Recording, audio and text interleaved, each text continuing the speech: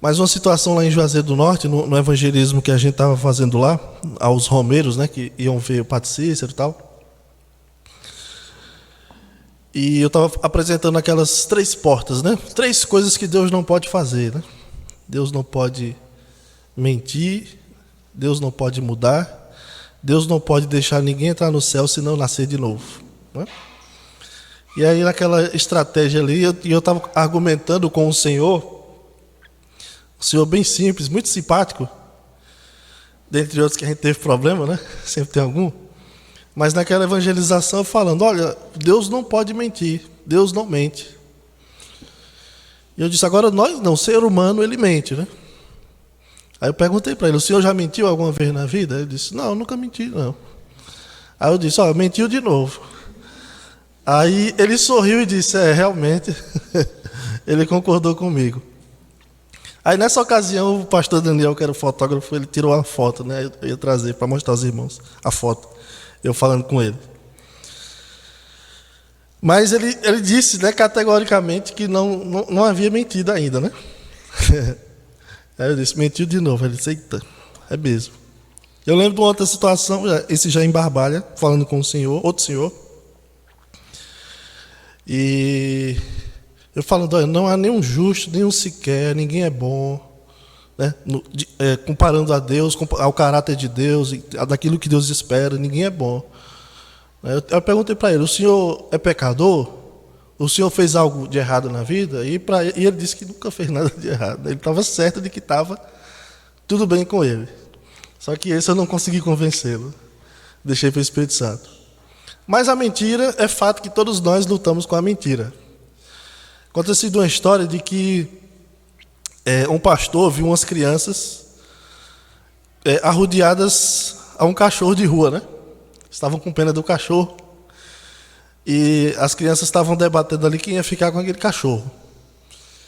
E aí, o pastor chega para eles, né, e pergunta, o que é que vocês estão fazendo aí? Aí os meninos estavam contando, os meninos responderam, nós estamos aqui contando mentiras.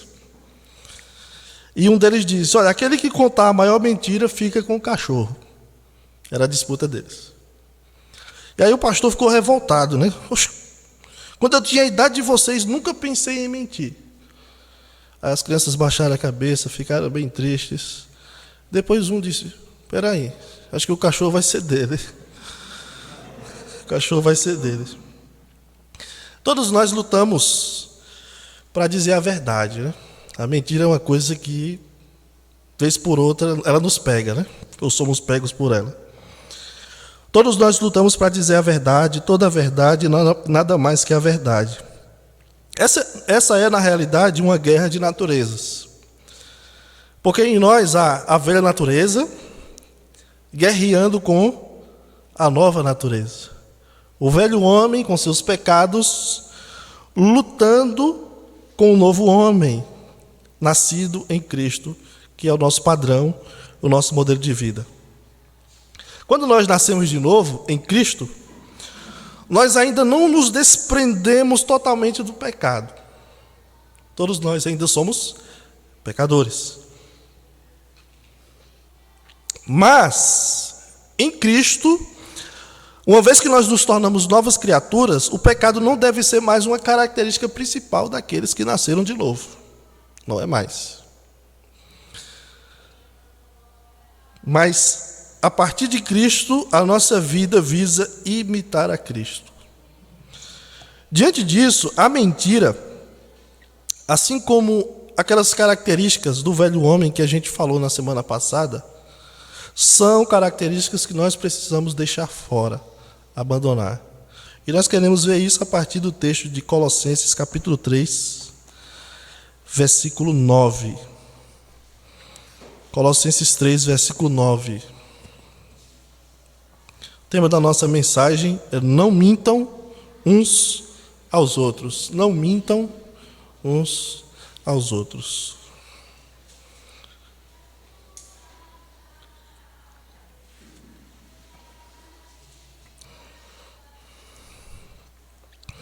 Colossenses 3, versículo 9, até o versículo 11, diz assim a palavra do Senhor. Não mintais uns aos outros, uma vez que vos despistes do velho homem com seus feitos, e vos revestistes do novo homem, que se refaz para o pleno conhecimento, segundo a imagem daquele que o criou, no qual não pode haver grego nem judeu, circuncisão nem incircuncisão, bárbaro, cita, escravo, livre, porém Cristo é tudo em todos. Amém.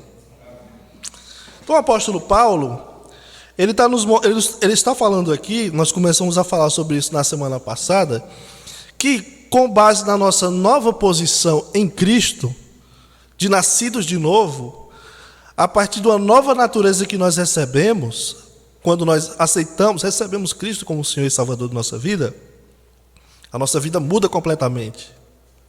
Existe um novo padrão de vida.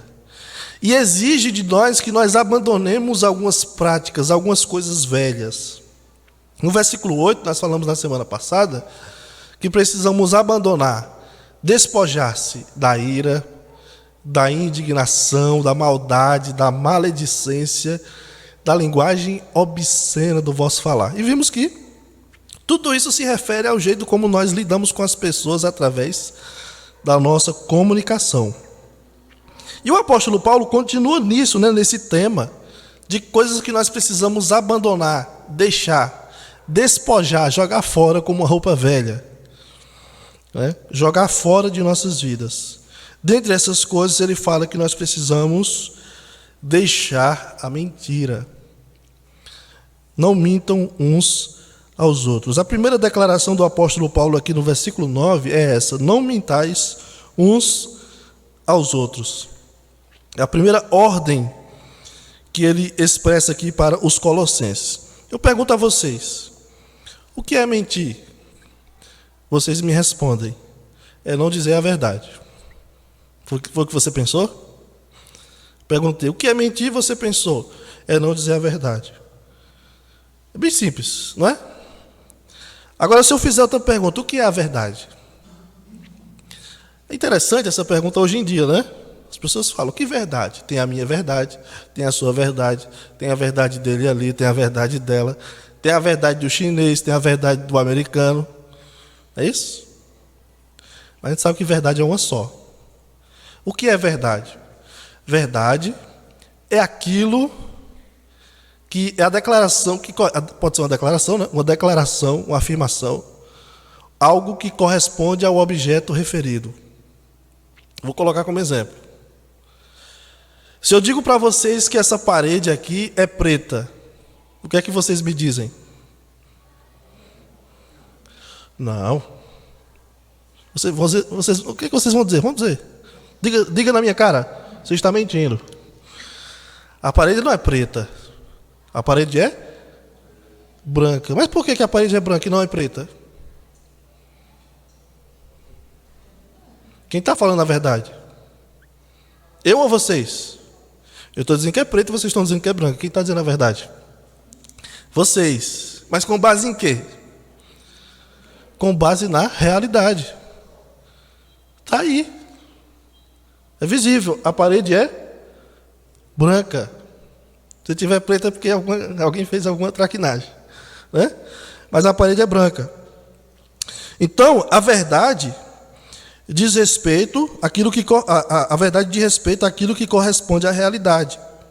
A mentira é, portanto, um atentado contra a verdade e contra a realidade. É eu dizer que uma coisa é, sendo que ela não é. Agora, repare, meus irmãos, na forma como o apóstolo Paulo fala na mentira aqui.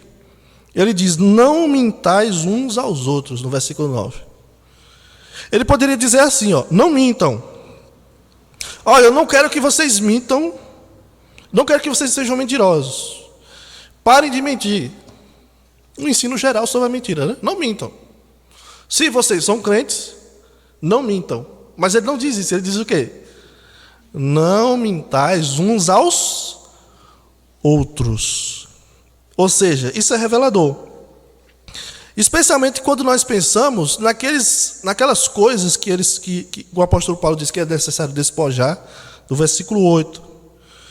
Ele diz que nós precisamos despojar, vou repetir aqui, da ira, da indignação, da maldade, da maledicência, da linguagem obscena do vosso falar. Tudo isso é parte de uma comunicação abusiva que agride o próximo, não é? E agora ele está dizendo, não mentais uns aos outros. O apóstolo Paulo está falando sobre mentira no âmbito das relações. É óbvio que nós sabemos pela Escritura que o crente não pode mentir, correto? Mas o ponto aqui do apóstolo Paulo é, não mintam uns aos outros. O apóstolo Paulo está falando da mentira na circunstância que fere a unidade do corpo de Cristo, que fere aqueles que foram criados à imagem e semelhança de Deus. A gente sabe que mentira é mentira. Um pastor certa vez perguntou para uma irmã da igreja por que ela não estava mais indo aos cultos, né? Os últimos cultos. Irmã, está acontecendo alguma coisa? A senhora não vem mais para os cultos? Pastor, sinto muito. Eu não tenho podido comparecer porque eu fui para um funeral da minha sogra lá numa cidade distante. E o pastor ficou sentido, entendeu a situação. Só que mais tarde o pastor descobriu que a sogra daquela mulher tinha falecido já há mais de 2 anos. Não é? Eu não sei que sogra ela está falando, né? Mas ela já tinha falecido há mais de 2 anos. Mas ela inventou aquela situação para não ficar mal com o pastor. Para não pegar mal, ela disse, não, é porque a minha sogra morreu, eu fui para o velório dela em outra cidade. Ela inventou para não ficar numa situação desconfortável com o pastor. Isso é mentira, correto? Só que se pensarmos bem, eu diria que essa mentira prejudica mais aquela mulher do que o próprio pastor para quem ela mentiu. Porque aquela mentira revela mais sobre ela mesma. Né? Uma pessoa fraca mente por qualquer coisa. Nem precisava mentir, só dizer que não queria ir para o culto. E mais, aquela mulher, além de não ter ido para velório nenhum, estava em casa, né? Assistindo Fantástico, estava de boa. Né? Ela mentiu ao pastor, mas mentiu não sobre ele ou sobre a pessoa do pastor. Ela inventou uma história para se safar de uma exortação pastoral ali, no caso. Agora, quando nós mentimos para ferir as outras pessoas? Quando a gente mente para justamente afetar o outro. Acredito que é esse o ponto que o apóstolo Paulo está trazendo aqui para nós. É isso que está sobre a mesa. É quando nossa mentira é dita sobre alguém ou para ferir alguém. Eu quero trazer uma história. Estou cheio de história hoje, né? Mas tem uma história, vocês já ouviram falar sobre Emmett Till? Foi lançado recentemente um filme sobre ele, eu acho que é na Amazon Prime. Eu soube da história dele há um tempo e fiquei assim, triste. Mas ele é da década de 50, dos Estados Unidos. Era um rapaz negro, 14 anos. Ele adentrou a um supermercado lá. Ele tinha se mudado de uma cidade para essa cidade, né? E nessa cidade tinha uns costumes mais diferentes, e vocês sabem, né? Quem já acompanhou um pouco, a história nos Estados Unidos de segregação racial muito forte, né? Muito pesada. E ele foi para uma cidade que tinha muitos problemas com relação a isso. Muitas pessoas brancas não lidavam bem com pessoas negras. E Emmett, vou chamar de Emmett, ele entrou num supermercado e ele era uma pessoa brincalhona, 14 anos, né? Uma criança. Brincalhona e tal. E uma mulher que trabalhava nesse supermercado, tinha 21 anos, o nome dela era Caroline Bryant. Tinha 21 anos, uma mulher branca. E ela disse que ele tinha assobiado para ela. Mas assobiado de uma maneira desrespeitosa. E mais, depois ela declarou também que ele havia pego na cintura dela, também de uma forma desrespeitosa. Certo? Assobiado. Né? Isso na década de 50, 1955, né? Mais precisamente. Isso ia gerar uma encrenca para ele. Por quê? Toda aquela cidade ficou sabendo da história o quê? Que aquele rapaz de 14 anos, negro, havia assobiado para aquela mulher de 21 anos, que era casada, inclusive. Então essa conversa estava na cabeça de todo mundo, falando sobre isso. Essa história é real, tá? E aí, a Carolyn contou para o seu marido, e ele, junto com seu meio-irmão, bolaram um plano. O pastor de Emmett estava pregando numa igreja. O pastor não, acho que era o tio dele, né? Estava pregando numa igreja.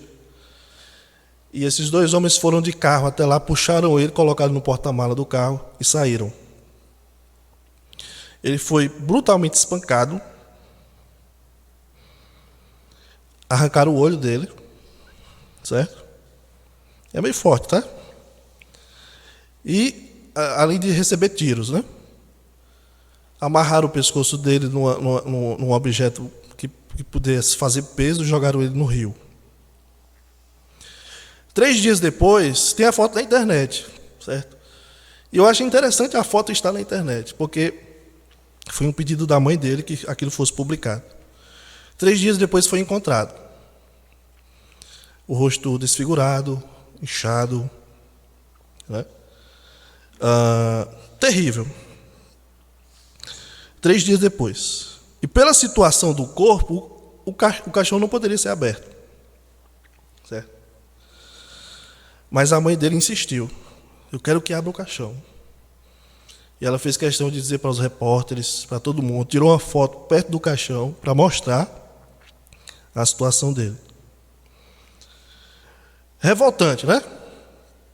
Só que 22 dias depois teve o julgamento. Você pensa, puxa, que julgamento rápido, né?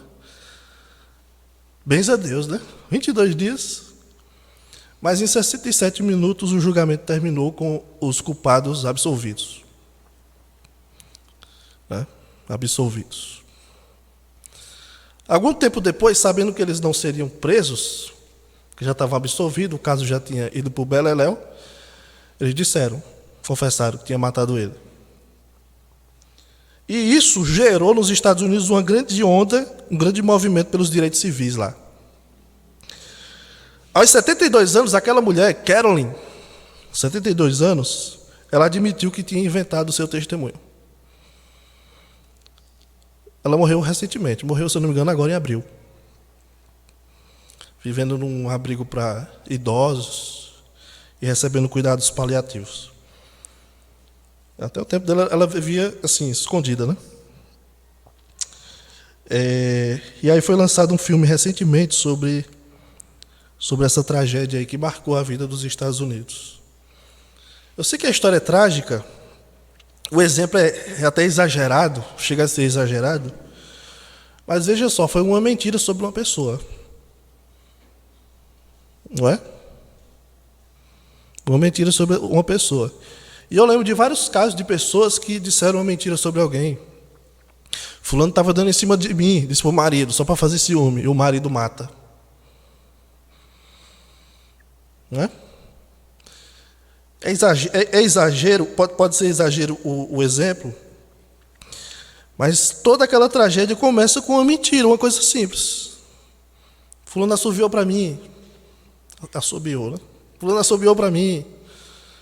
Fez uma piadinha.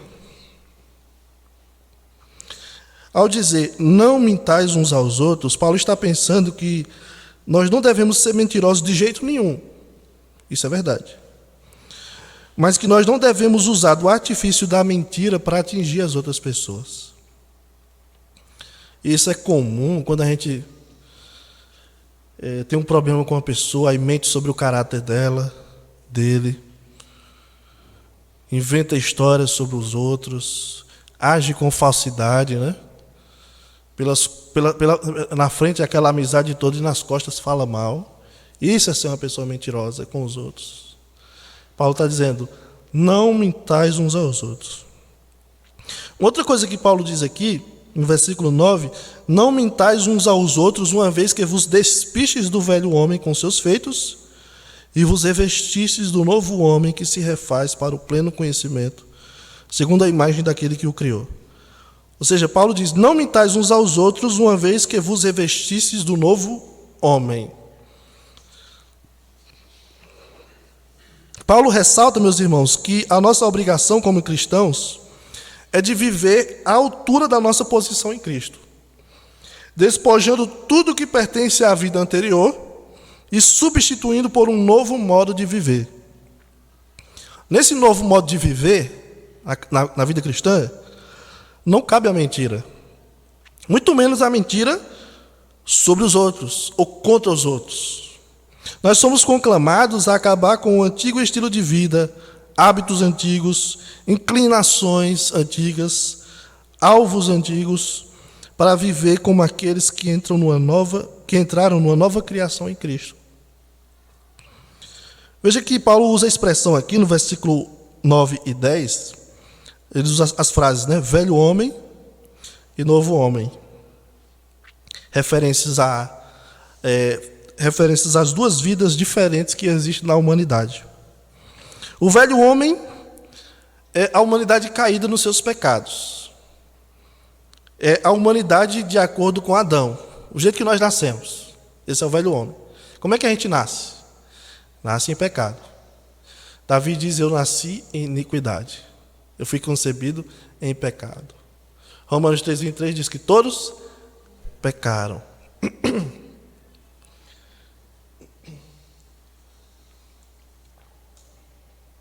Quando Paulo diz todos pecaram, em que ocasião aconteceu isso? Todos pecaram. Paulo não está dizendo todos pecam. Paulo está dizendo todos pecaram. Quando se deu isso? É isso mesmo, no Éden. Naquele momento em que eles comeram, o primeiro casal comeu do fruto, eles estavam ali representando toda a humanidade. Ali todos pecaram. Então, em Adão, todo mundo é pecador, nasce nessa condição. As inclinações da nossa carne, do nosso ser, é para o pecado. Fazemos a vontade da carne, dos pensamentos. Paulo vai dizer lá em Efésios 2, né? E por natureza, nós somos filhos da ira. Agora, na nova vida é diferente. O novo homem, como Paulo utiliza aqui a expressão, é uma nova humanidade segundo Cristo. Veja que, eu sei que hoje em dia a gente tem que ser mais inclusivo, né? Novo homem e nova mulher, não é isso? Só que o ponto aqui, ao falar sobre homem, a palavra antropos, né, é se referir à humanidade em si, certo? A humanidade. Então, uma nova humanidade em Cristo. Novo homem, novo ser humano, uma nova mulher, pode ser. Nascido por meio da obra de Cristo pela fé. Aqueles que estão ainda na primeira condição, da velha natureza, são dominados pelo pecado. E aqueles que nasceram de novo em Cristo, como novo homem, nova mulher, crucificaram a carne e suas paixões.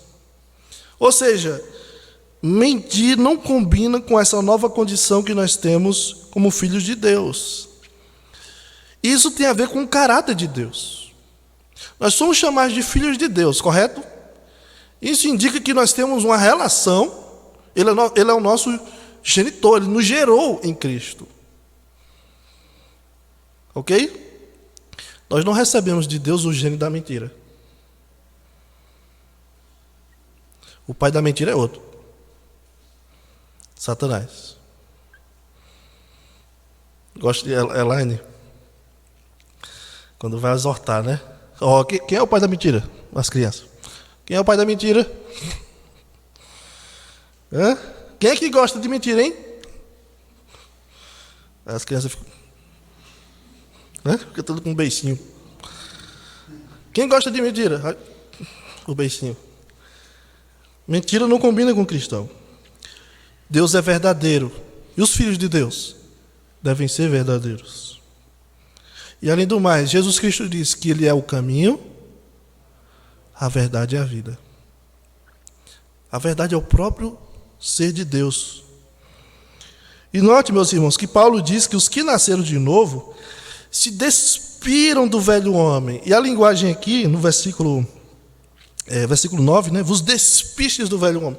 A linguagem aqui é de se desnudar. É a nudez espiritual. Você está tirando aquela roupa. Sabe quando você vai lá no seu guarda-roupa, tem aquela roupa, você não encontra a roupa por quê? Porque ela já está andando só, não tem? É isso? Ela já está andando sozinha, de tanto que você usa, né? Só que chega um momento que você diz, poxa, essa daqui não dá mais. Já está, como é que diz? Já está ficando invisível, né? Não dá mais para usar essa. Aí o que é que você faz com a roupa velha? Roupa velha você joga fora, vira um pano de chão, não é isso? Correto? Não é isso? Tem que usar, não, eu vou usar, porque eu paguei, né? Eu quero usar até o fim, fazer valer essa calça de R$300, com a mulher lá do Bolsa Família, né? Uma calça para uma jovem de 16 anos não é menos de R$300. Vixe, naquela época. E hoje? Então, Paulo usa essa linguagem do despir do velho homem como alguém que tira uma roupa que não lhe serve mais por ser velha e joga fora. Não lhe serve mais. Não é mais para ele, para ela. E ele diz que nós nos revestimos versículo 9, do novo homem. E a linguagem é de colocar uma nova roupa. Como alguém que coloca uma nova roupa mais adequada ao seu perfil atual. Alguém aqui ainda usa roupa de quando tinha 12 anos? Por quê? Ficou velha para você, não é? Vamos dizer assim, não lhe serve mais. A linguagem de Paulo é essa. Aquilo não lhe serve mais, não é mais seu perfil. A mentira não é mais seu perfil. Não condiz com o que você é hoje. Joga isso fora. Vocês foram revestidos do novo homem. E as características ele vai dizer nos próximos versículos, né? Versículos 12 em diante. Do novo homem. A nossa realidade atual é de que nós somos filhos de Deus e devemos viver como filhos de Deus. Falando a verdade uns aos outros e não a mentira uns aos outros, ou uns dos outros. O apóstolo Paulo também diz que nós somos revestidos do novo homem, versículo 10, que se refaz do pleno conhecimento, segundo a imagem daquele que o criou. A linguagem de Paulo aqui é a linguagem da santificação. Nós somos refeitos em Cristo, mas em Cristo nós estamos em processo de mudança. Estamos abandonando algumas coisas. Isso é a vida cristã. Nós estamos a cada dia nos desfazendo do velho homem. Nós vamos lá no nosso guarda-roupa e vamos nos desfazendo das velhas roupas, do velho homem. As coisas que precisam eliminar do nosso coração, nós vamos eliminando. Vamos sendo refeitos segundo o conhecimento de Cristo. E também, por meio da obra de Cristo, a nossa vida é refeita, nós somos recriados para sermos e vivermos plenamente aquilo para o qual nós fomos criados. Sermos a imagem de Cristo. Quando Paulo diz aqui que nós estamos sendo refeitos à imagem daquele que o criou, eu acredito, pela teologia de Colossenses, que ele não está falando necessariamente do Pai, mas está falando do próprio Jesus. No capítulo 1, versículo 16, ele diz que nele tudo subsiste, por meio dele todas as coisas foram criadas. Cristo é o próprio Criador de todas as coisas. Pegando isso, Paulo está dizendo que nós estamos sendo refeitos à imagem daquele que nos criou, e aquela informação que Paulo dá em Romanos 8 e 29, que nós estamos sendo moldados à imagem de Cristo, esse aqui é o resumo da vida cristã.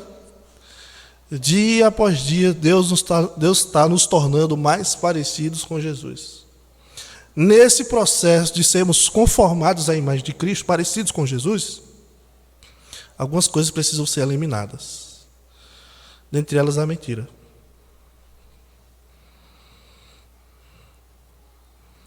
Uma vez que nascemos de novo em Cristo, nós temos de viver de acordo com o que nós somos agora. Mentir contra os outros é atentar contra a nossa posição em Cristo. E E como novas criaturas, nós estamos sendo moldados constantemente à imagem de Cristo. Como eu disse, a mentira tem um outro autor. Não é Cristo. É Satanás. Já assistiram o filme O Primeiro Mentiroso? O cara revolucionou a vida, né? Ele contou uma mentira. Todo mundo lá fala a verdade. É interessante esse filme. Mas o primeiro mentiroso é Satanás, né? Da história real. E o pai da mentira. Como discípulos de Cristo, nós devemos andar na verdade, pois Jesus é a verdade. E Paulo faz um apelo aqui para a unidade, né? Quando nós nos tornamos um novo homem, estamos sendo refeitos constantemente segundo a imagem de Cristo que nos criou. E nele não há diferenciação entre pessoas. O versículo 11 ele diz: no qual não pode haver grego nem judeu, circuncisão nem incircuncisão, bárbaro, cita, escravo, livre, porém Cristo é tudo em todos. O apelo do apóstolo Paulo aqui é para a unidade da igreja.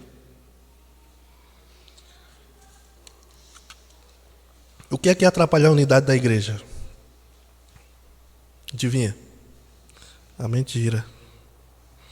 É uma das coisas que atrapalha a união da igreja. No mundo antigo havia separações, né? Como hoje, né? Que envolvia questões étnicas, questões de classe, de posição social. Hoje também tem isso, né? Gregos e judeus eram antagônicos. Paulo cita aqui, né? No qual não há judeu nem grego. Eles eram antagônicos, gregos e judeus, etnicamente, culturalmente, né? E até religiosamente, né? Eram bem diferentes. Era difícil de lidar as duas etnias. Havia os cristãos judeus na época do apóstolo Paulo, os cristãos judeus que defendiam a circuncisão e aqueles que eram contra a prática ainda da circuncisão. Aqueles que eram gentios, mas que pregavam que não era necessária a circuncisão. Como conciliar isso? Havia os bárbaros aqui é um termo utilizado para aqueles que não falavam o idioma grego, né? E não eram gregos, né? E os cita eram uma espécie mais baixa, né? Na escala social e cultural dos bárbaros. Aí Paulo fala dos escravos e dos livres, que é uma referência aos senhores de escravo. E o apóstolo Paulo provavelmente está se referindo a etnias, a pessoas que tem na igreja. Por que eu suponho isso?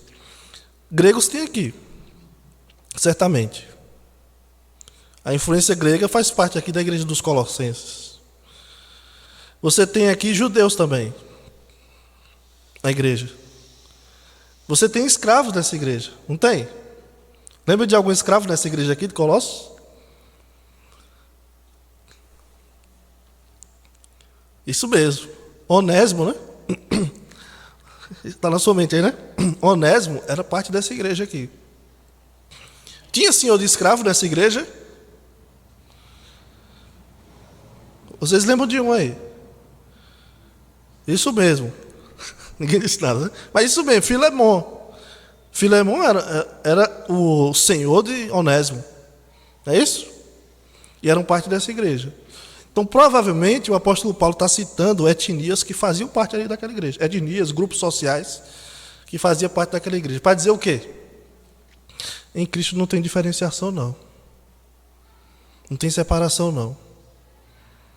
Todos são um em Cristo. E Cristo é tudo em todos. É interessante, né? Assim, hoje fala-se muito, né, sobre questões sociais. E o combate à violência, racismo, essas coisas, né? E isso faz parte do cristianismo, né? O cristianismo aboliu essas diferenciações que muitas pessoas fazem. Quando a gente já estudou aqui Filemon, né? E viu isso. Em Cristo acabou essas diferenciações, o tratar diferente as pessoas. Em Cristo todos somos um, em Cristo é tudo em todos.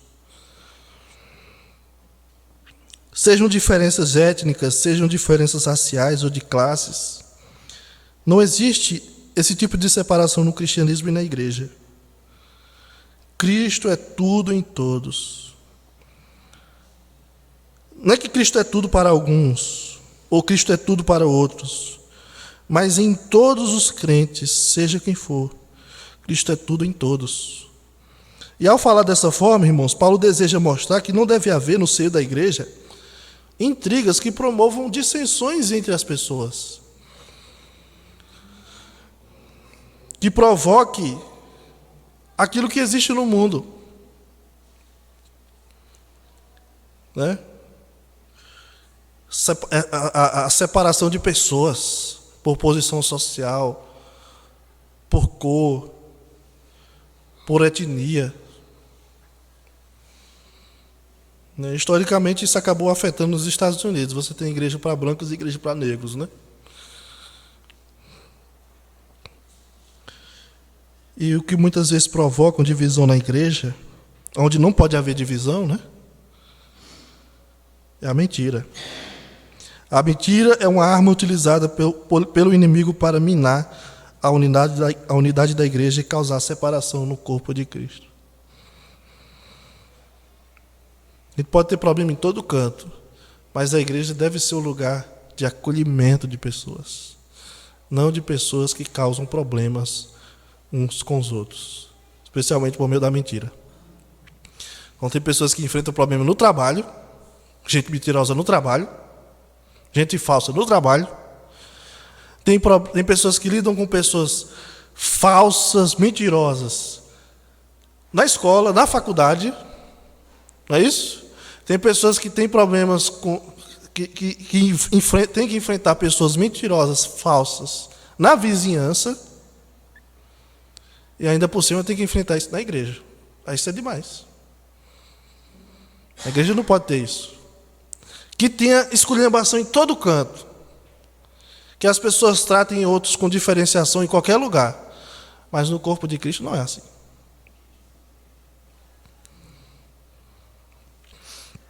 Eu termino, irmãos, falando que relacionamentos verdadeiros precisam ser guiados pela verdade. Eu estava assistindo um episódio de um seriado, né? E o casal estava noivo, né? Estavam prestes a casar. Estava na semana do casamento. Só que a mulher descobriu que o noivo dela não gostava da torta que ela fazia, né? A torta de pêssego. Descobriu ali. Aí, poxa, você não me disse que não gostava? Não, eu dizia que gostava só para agradar tu, tal, né? Aquele agrado, né? Né, Marcelo? Olha aí, cuidado. Aí disse que... Aí disse, não, eu dizia que gostava só porque eu queria te agradar, tal, mas é ruim mesmo, é ruim demais. Aí a mulher, não, pois a gente vai se separar, porque o relacionamento tem que ser construído com confiança, né? Eu achei bem exagerado, é óbvio, era de comédia. Mas relacionamentos verdadeiros, para ser verdadeiros, tem que ser baseado em confiança, em verdade. E eu quero sugerir aqui algumas formas de nós não sermos mentirosos com o próximo. Primeiro, não julgue as intenções não declaradas. O que significa isso? Não julgue as intenções não declaradas. Às vezes a pessoa agiu de uma forma e a gente já sabe a razão, mas sem saber. Entende?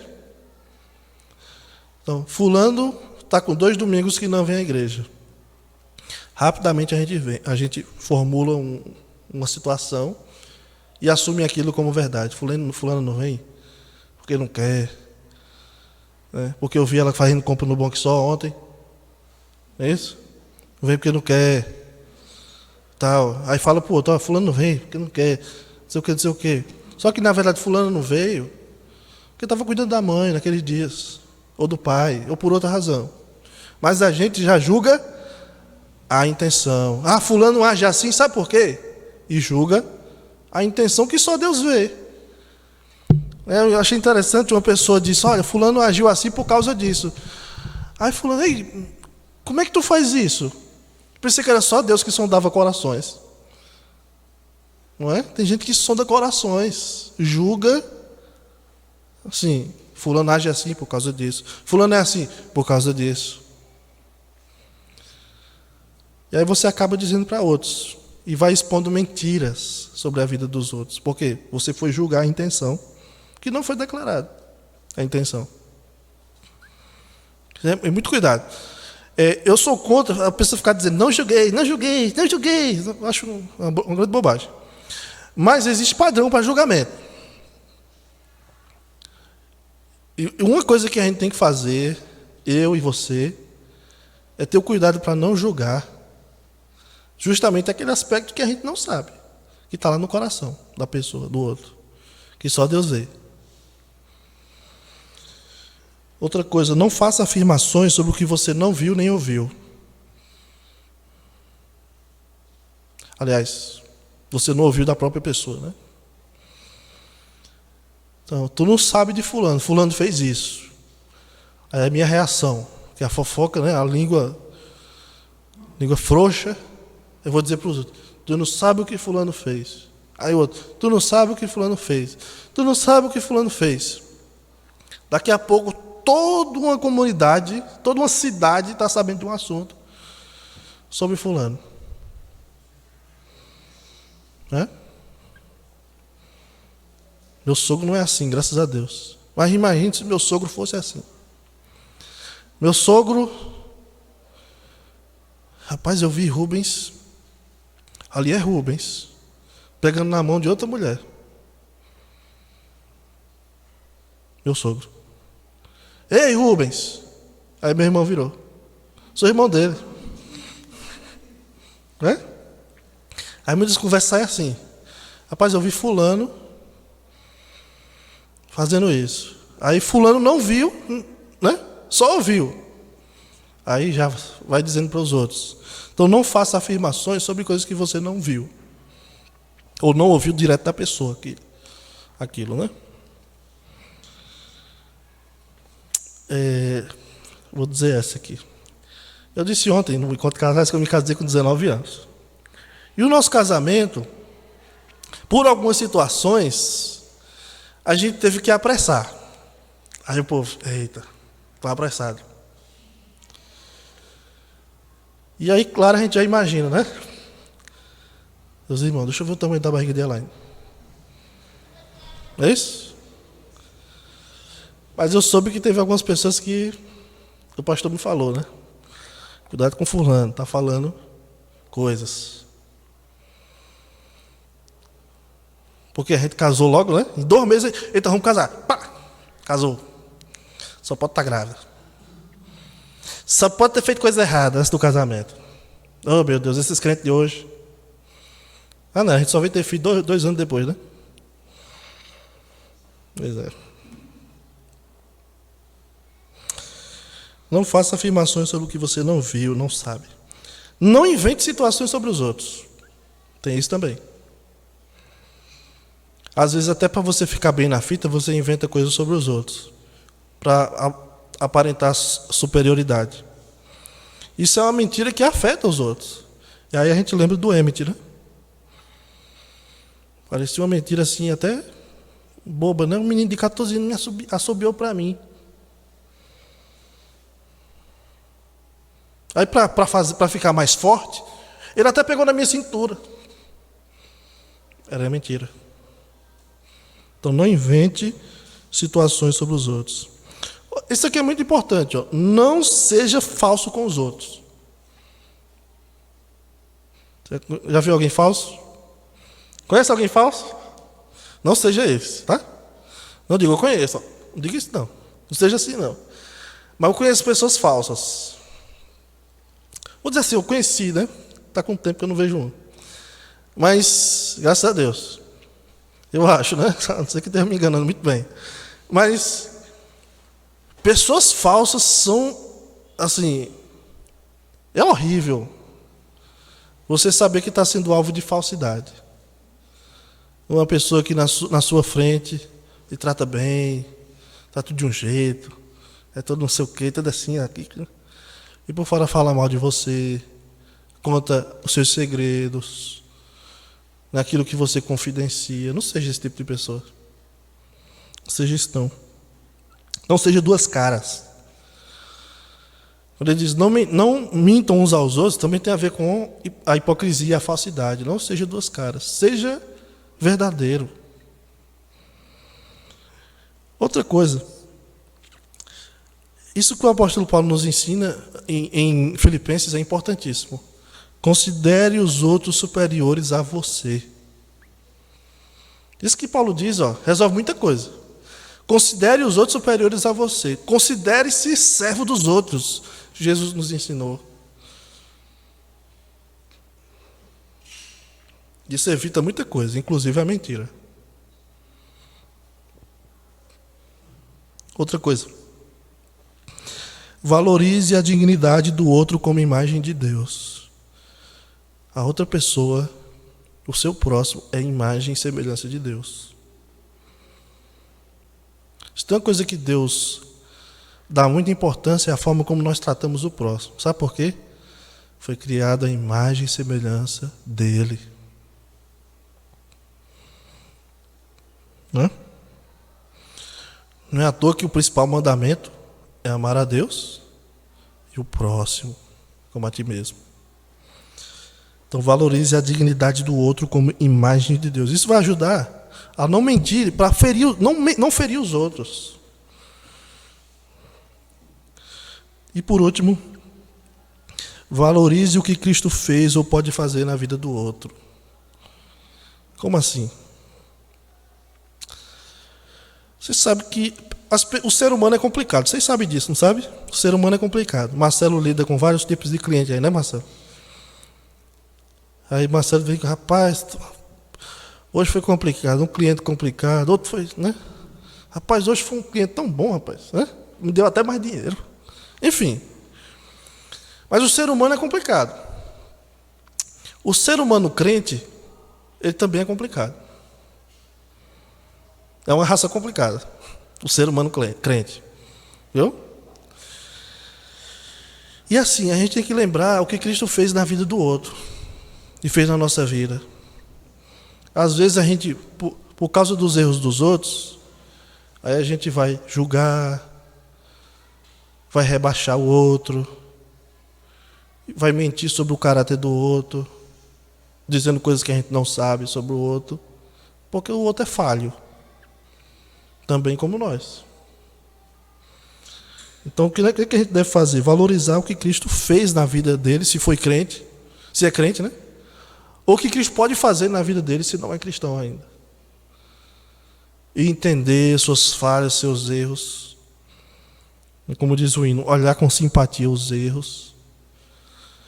Mas nunca devemos dar lugar à mentira nas nossas relações. Relacionamentos verdadeiros precisam ser guiados pela verdade. Então, se Cristo é o cabeça da igreja, Ele é a própria verdade, então deixemos que Ele nos guie em nossas relações, em nossa igreja, em nosso lidar com as pessoas não cristãs. Sejamos verdadeiras, honestas, tratar com verdade. Não vim com aquela história de achado não é roubado, quando claramente a pessoa está ali, próxima, e você sabe que aquela pessoa perdeu aquele valor, aquela situação. Seja verdadeiro, seja honesto. E apresente ali um bom testemunho na vida dos outros. Amém. Senhor, muito obrigado, Pai, por esse momento aqui onde nós podemos, Deus, aprender mais uma vez da Tua Palavra sobre a importância, Senhor, de sermos verdadeiros uns com os outros. Nós somos, Deus, constantemente tentados a usar a mentira como um artifício para se safar de situações, de constrangimentos. Às vezes, há quem minta, Deus, há quem seja mentiroso, porque acha que vai se sair bem contando coisas que não aconteceram. Outros, Deus, antes da nova vida em Cristo, conviveram muito com a mentira e hoje têm lutado para deixar de lado. Então, Deus, seja qual for a situação, nos ajude para que possamos, Deus, sermos verdadeiros em nossas relações, sermos autênticos, sinceros e sempre amáveis uns com os outros. Em nome de Jesus nós oramos. Amém.